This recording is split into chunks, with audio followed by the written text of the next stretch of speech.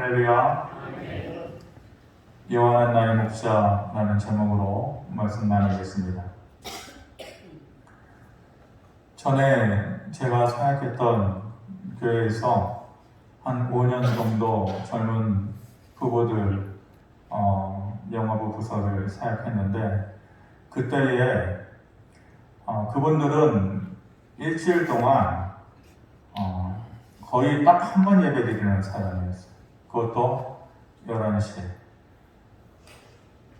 본인들이 신앙생활을 잘해야 자녀를 믿음으로 잘 키울 텐데, 그래서 좀 강하게 좀 메시지를 좀 전했었어요. 사도신경으로 신앙 고백을 원래 해야 되는데, 당신들 평생 살면서 자녀들 앞에서 성경 구절 하나 외울 거 있느냐? 못한다라는 거예요. 그래서 그렇다면 사도신경으로 신앙 고백 말고 시편 23편으로 신앙 고백하자. 그래가지고 다 외우게끔 했어요. 여러분들 시편 23편 다 외웁니까? 물론 들어서 익숙하겠지만은 그것을 내 신앙 고백으로 마음속 깊이 새기면서 할 수 있냐 이 말입니다. 처음에는 힘들어했는데 다들 열심히 했어요. 성경 암송대회 한다 그러면은 저 뒤에서부터 달려와가지고 먼저 하겠다고 했어요. 그래서 젊은 부부들이 시편 23편을 외울 때마다 마음속에 감동과 믿음을 다시 한번 새길 수 있는 그런 시간이 되었습니다. 시편 23편의 말씀을 우리가 다 안다라고 하지만 정말로 아나요? 그 의미를 우리가 새기고 있나요? 다시 한번 그 말씀을 보면서 의미를 새기고 우리의 삶에 기억하고 또 그 의미를 붙잡고 살아갈 수 있는 의미 있는 시간이 되기를 바랍니다. 1절에 이렇게 말씀합니다. 여호와는 나의 목자시니 내게 부족함이 없으리로다. 다윗의 처음 고백입니다. 23편을 쓰면서 인생에 부족함이 없었다 그렇게 말합니다. 정말로 그의 삶이 그렇게 부족함이 없었어요? 모든 것이 차고 넘치고 행복했었나요? 결코 그렇지 않았습니다.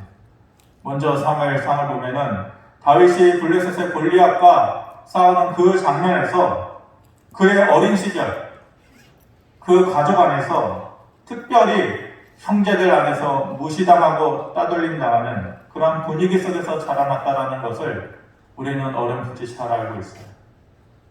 사랑받지 못하고 인정받지 못하면서 사울왕에게 피해 다녀야 하는 그런 고달픈 시간을 누구보다도 길게, 누구보다도 깊게 느끼면서 살았던 다윗의 삶.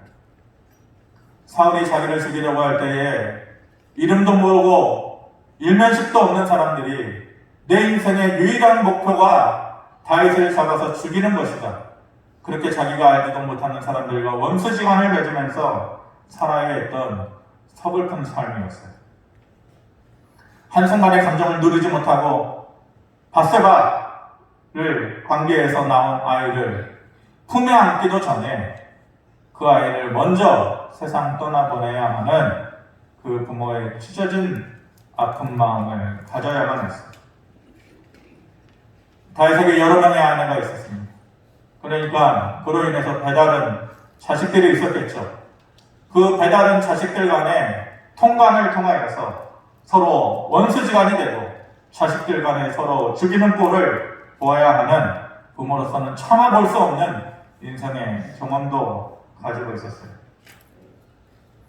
아들 압살롬이 끝내 아버지 다윗을 배반하고 사람들을 모아가지고 어쩔 수 없이 예루살렘을 떠나야만 했다. 하지만 결국 그 밑에 고아였던 요압 장군에 의해서 그 아들 압살롬이 처참하게 죽임을 당해야 하는, 그렇게 먼저 또 자식을 가슴에 묻어야 하는 아픔의 시간들이 그때 다윗을 힘들게 했단 말이에요. 이런 다윗의 인생이 부족함이 없다라고 말할 때에 다윗의 삶이 어떤 삶이었다, 그것을 옆에서 본 사람이라고 하면은 아마도 고개를 가로지을 거예요. 정말로 너가 부족함이 없었어? 내가 너의 인생을 아는데 아마 그랬을 거예요. 그런데 정작 당사자인 다윗은 그랬다라는 거예요. 내 삶에 부족함이 없었다라는 거예요. 그렇게 살 수 있었던 비결은 하나님이 자기 인생의 목자 되어 주셨기 때문이다 라고 말하고 있습니다. 다윗은 하나님과의 관계에서 한 번도 자기 자신을 사자라고 생각해 본 적이 없어요. 한 번도 자기 자신을 독수리라고 생각해 본 적이 없어요. 내가 사자다. 그 누구보다도 강한 힘을 가지고 있어서 약한 자를 누르면서 언제든지 높아질 수 있는 능력이 있는 자다라고 생각한 적이 없어요. 자기를 독수리라고 생각하면서 높은 곳에서 땅 아래를 내려다보면서 언제든지 내가 먹을 것을 찾으면 구할 수 있는 그런 능력 있는 삶이다. 그렇게 말하지 않았어요. 대신에 자기 자신을 양이다. 그리고 하나님을 자신의 목자다. 내가 가지고 있는 능력이라는 것이 아무것도 아닌 것이다. 그렇게 고백하면서 살았던 것입니다. 목자와 양의 관계를 보면 다른 동물들과 유독 다르게 양들에게는 없는 것이 있어요. 세 가지의 것을 제가 말씀드리겠습니다. 첫째는 자기 보호 능력이 없어요. 둘째는 시력이 너무 극도로 약한 시력을 가지고 있어요. 세 번째는 자기 생존 능력이 없어요. 첫 번째로 자기 보호 능력. 세상에 어떤 동물들도 아무리 미약한 동물들이라고 할지라도 자기 보호 능력이 미약하게나마 있는 것이에요. 최소한 자신을 지키는 뿔이 있든지 아니면 가시가 있든지 자기 자신이 노출되는 것을 보호하기 위해서 주변의 나뭇잎과 또 나무와 색깔을 같이 하는 보호 능력에 가진 그 색깔을 스스로 가지고 있는 동물들도 있고 이도저도 없다면은 자기 안에서 냄새라도 풍겨가지고 다른 동물들이 가까이 하지 못하도록 자기 자신을 지키는 보호 능력이 있다는. 그런데 양에게는 이도저도 없어요. 정말로 미련해 보이는 동물이. 그리고 한번 엎어지면 스스로 일어나지도 못해요. 자기 혼자 일어나지도 못해요. 바퀴벌레처럼. 그래서 언제라도 목자가 없으면 죽을 수밖에 없는 그러한 것이 양의 모습이라는 것입니다. 시력이 너무 약해요. 기껏해야 볼 수 있는 시력의 한계가 길어봤자 멀어봤자 3m, 보통은 1, 2m 앞밖에 볼 수가 없다라는 거예요. 그래서 자기가 가는 길이 어떤 길인지 알지를 못해요. 이것이 사는 길인지 죽으러 가는 길인지도 볼 수도 없어요. 그래서 목자가 인도해 주지 않으면 길을 잃어버리고 살 수밖에 없는 거예요. 마치 우리의 인생과 같지 않습니까? 한 치 앞도 못 본다라는 것이 이 양에게 딱 어울리는 말이에요. 자기 생존 능력이 없어요. 먹고 사는 능력이 없단 말이에요. 양은 다니던 길로만 가려고 하고 풀을 뜯는 곳에서만 그 풀을 먹으려만 해요. 그런데 풀이라는 것이 먹던 곳에서 계속 리필되는 게 아니잖아요. 옮겨 다녀야 되는데 다른 곳으로 이동해야 되는데 어디로 갈지를 몰라요.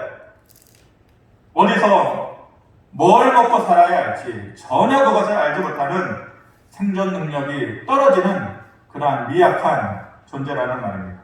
그래서 목자가 없으면 당장 무엇을 먹고 살아야 하는지 알지 못하는 무능력한 존재라는 것입니다. 양이 그래요. 근데 다윗이 자기 자신을 그런 양이라고 생각했다는 거예요. 자기는 없어서 못하고 몰라서 못하고 무능력해서 못하는 것을 하나님께서 대신해서 채워주시는 목자라고 생각하면서 그렇게 살았다는 거예요. 정말로 다윗 자기가 자기 보호 능력이 없었던 사람입니까? 자기 생존 능력이 없었던 사람이에요. 우리가 골리앗 앞에서 돌멩이 하나로 그 큰 거인을 쓰러뜨렸던 다윗의 모습을 보면 어떻게 자기 생존 능력이 보호 능력이 없었다라고 말할 수 있겠습니까? 충분히 자기 자신을 보호할 능력이 있었던 사람이 생존 능력이 없었어요. 도망다니면서 적국이었던 블레셋에 피해 들어갔을 때에 자기 자신이 미친 척하면서 왕이면서도 침을 질질 흘리면서까지 자기가 살아야겠다, 살아남아야겠다라고 그 누구보다도 그 무엇보다도 큰 생존 능력을 가지고 있었던 것이 다윗이에요. 그런데 자기가 가지고 있는 그런 능력이 자기를 부족함이 없는 사람으로 만들어 주었다 이렇게 말하지 않아요. 자기 인생이 부족하지 않았던 것은 자기는 아무것도 할 수 없는 양이 되고 하나님을 자기의 목자로 삼고 절대 신뢰하고 절대 의지하고 절대 순종하면서 살았기 때문에 그 삶의 비결이 거기에 있다라고 말하는 것입니다.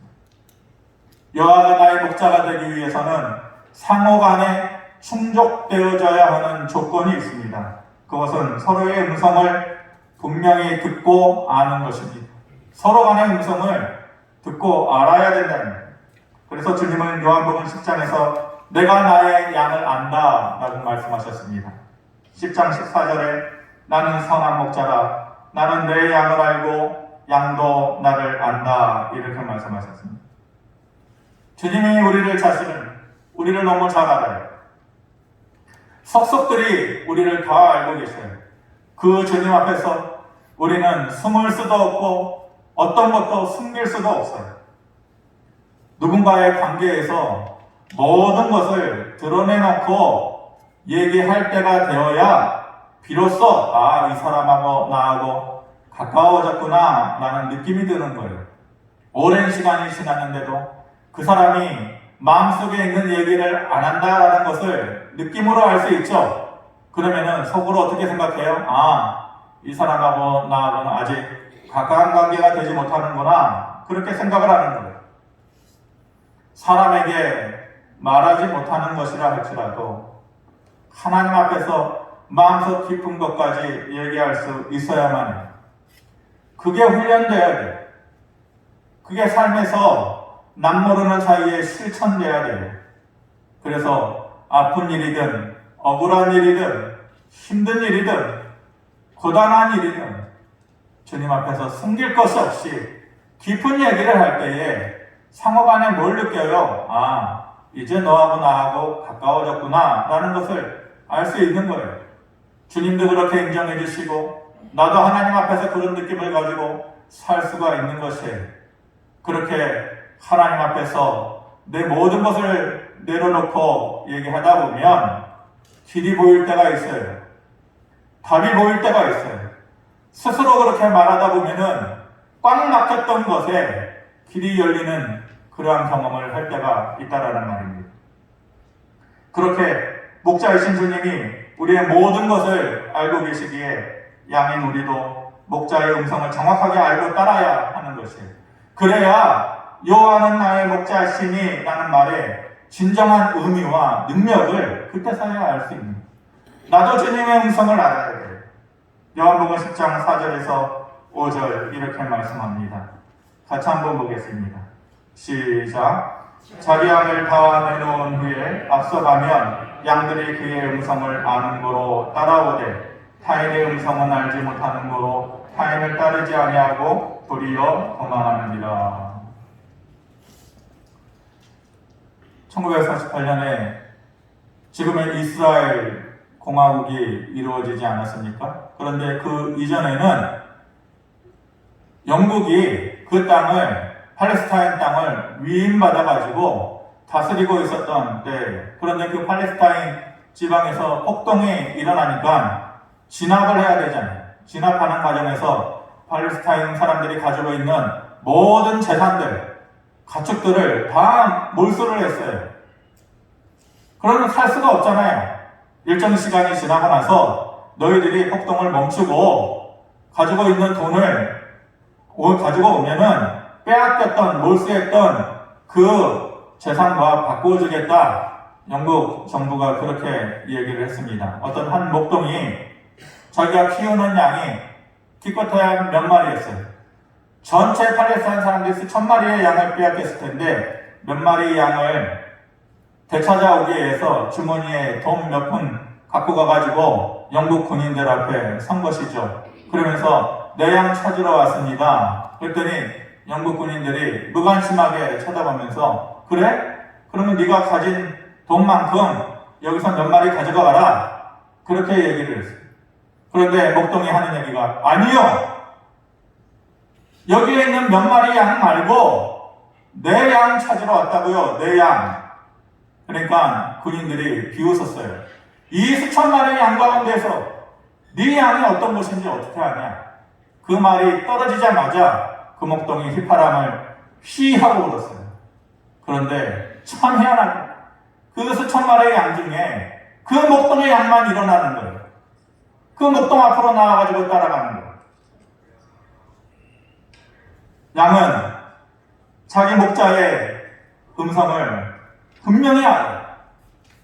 그 목자의 음성만 알아요.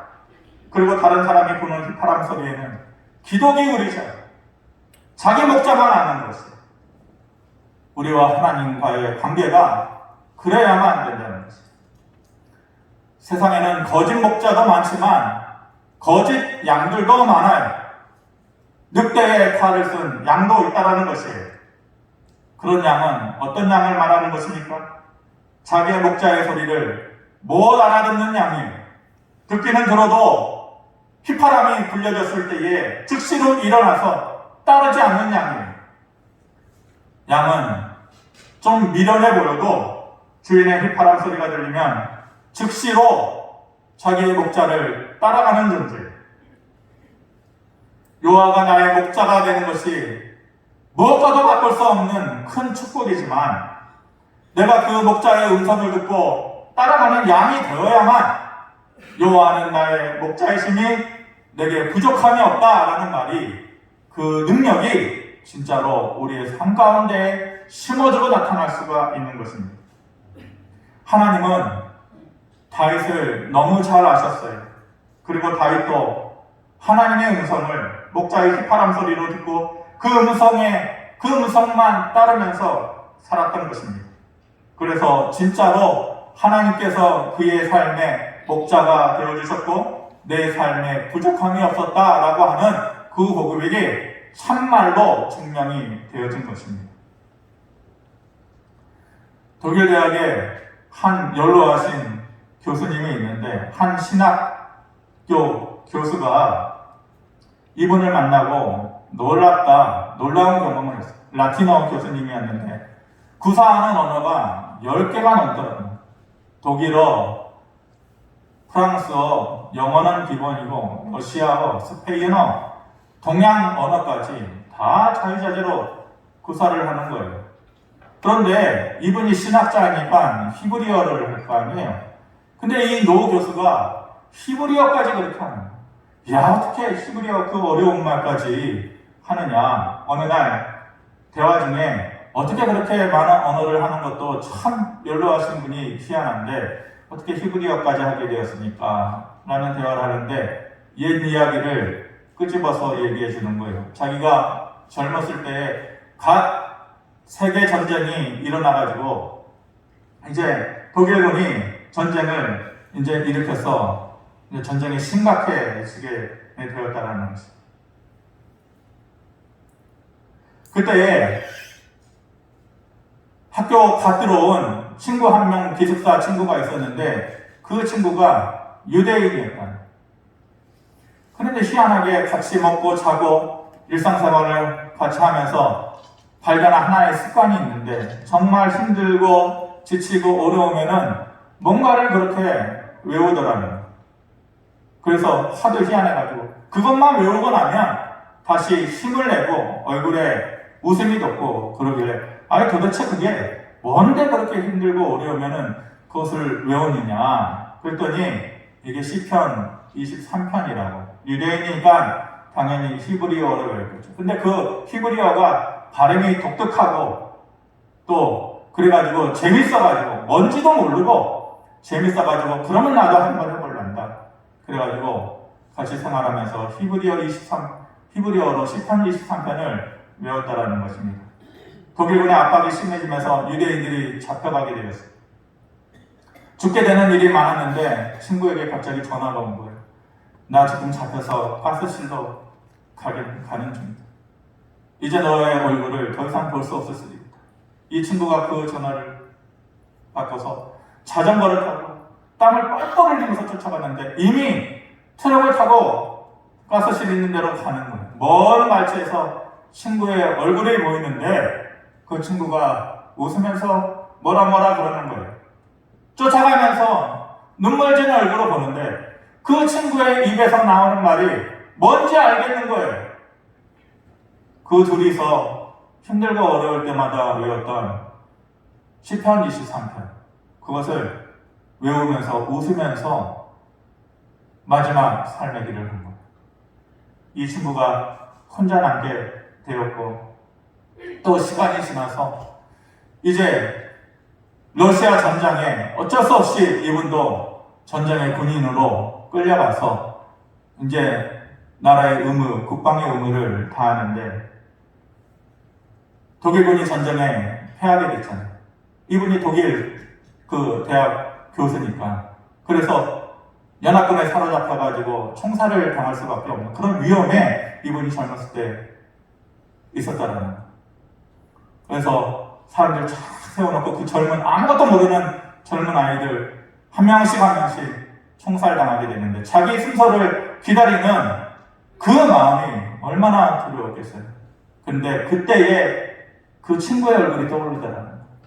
죽으러 가는 길에 전혀 두려움 없이 시편 23편을 외웠던 그 친구예요.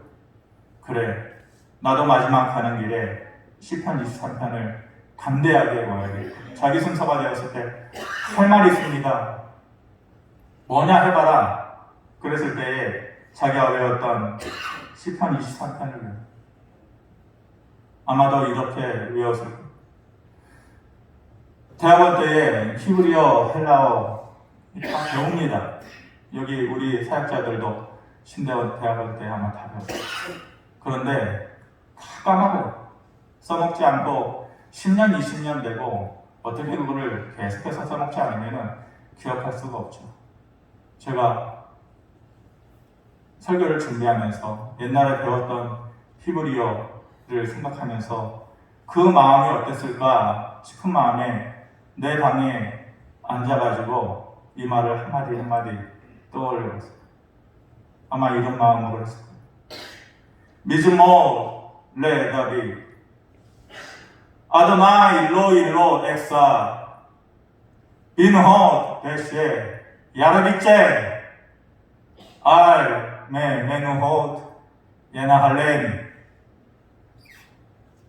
나쿠시 예서베 야네헤니 베 레아게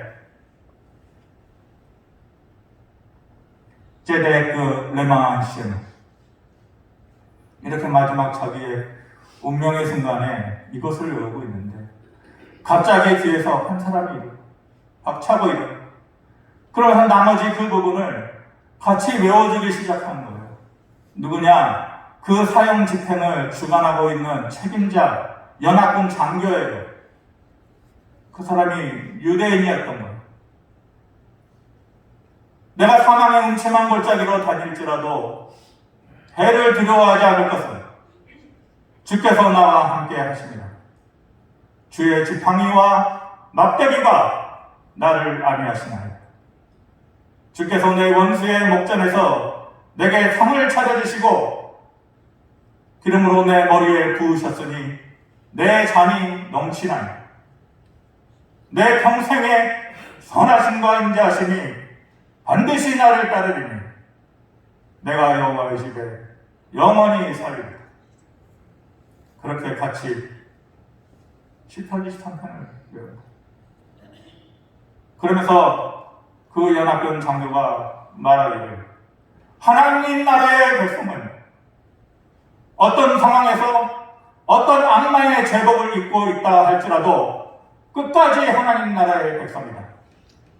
내가 너를 구해주는 것은 내 힘으로 너를 구해주는 것이 아니요 너와 내가 하나님 나라의 백성이고 여호와가 너와 나의 목자이시기 때문이다. 그렇게 그를 구해줬어요. 너의 최근에 어려운 일이 많아서 계속해서 모여서 회의를 했어야겠습니다.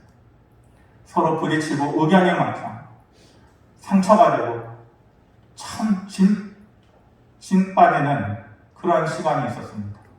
근데 어찌됐건 이번 주 내로 다소간에 문제가 해결되고, 그래서 같은 식당에서 우연찮게 반대에 있었던 그 목사님과 식사 자리를 하면서 그동안에 미안했다고, 원래 마음은 그게 아니었다고, 그렇게 서로의 마음을 풀어놓는 시간이 있었는데, 그 옆에 있는 목사님이 그 목사님을 보면서, 그래도 나는 이 목사님을 안다.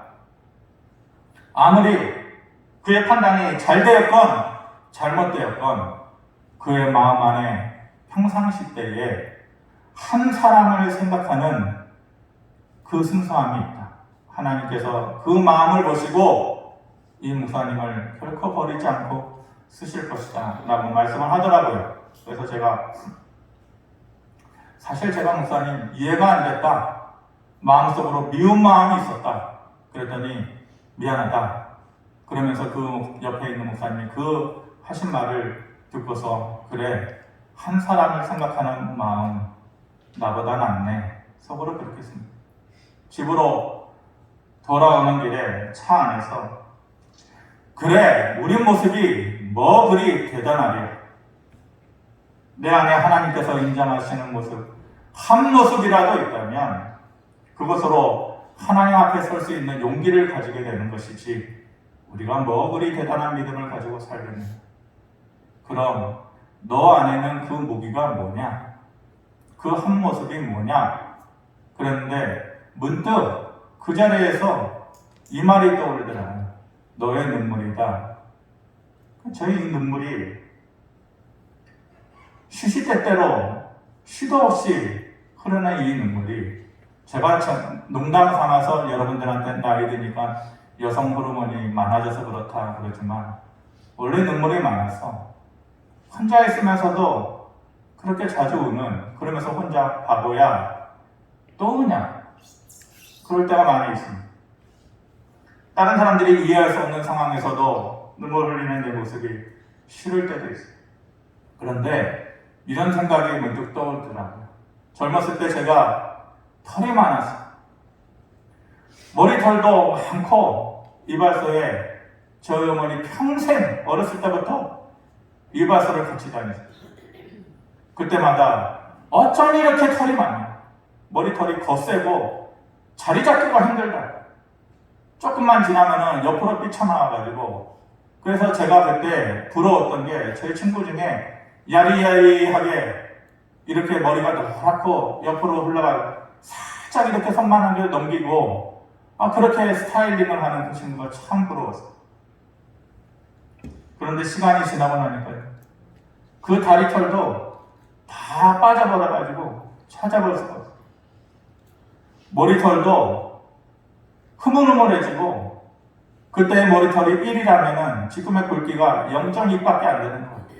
굵기도 약해지고 힘도 빠지고, 이발소에 가가지고 머리 하러 가가지고 머리 감겨주려고 그러면은 머리 빠질까봐 그 걱정부터 해요.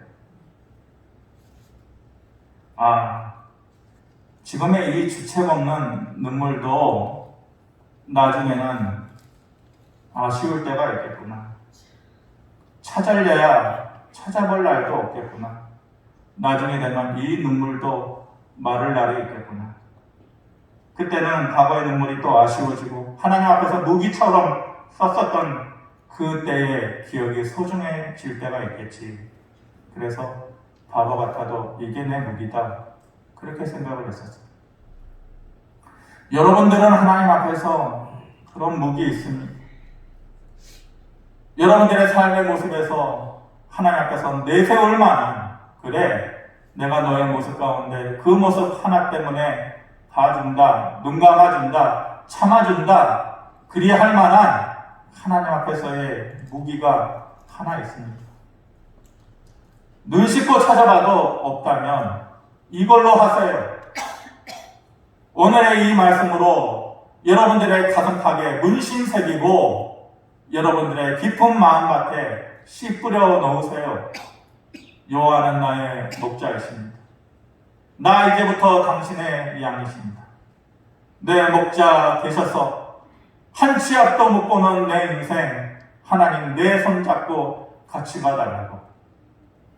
이도저도 없고 이런저런 무기도 없고 흘리는 눈물도 없고 고백할 믿음의 모습도 없다면 이거 하나라도 여호와는 나의 목자시니 내게 부족함이 없으리로다.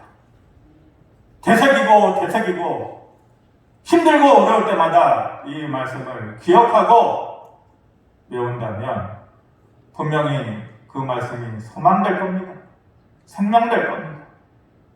하나님 안에서 그 은혜의 누림이 비차간에 저와 여러분들에게 있게 되어지길 주님의 이름으로 축원합니다. 하나님 고맙습니다. 여호와가 나의 목자 되심 말로는 알았는데 깊이 깨닫지 못하고 고백하지 못하고 살았습니다. 내 믿음 안에 하나님 앞에 나아갈 수 있는 무기 하나 없어서 이제 이걸로 우리 무기 삼으려 합니다. 여호와는 나의 목자시니 내게 부족함이 없으리로다. 이 믿음의 고백에 열매 있는 삶 되게 하여 주시옵소서. 예수 그리스도의 이름으로 기도합니다. 아멘.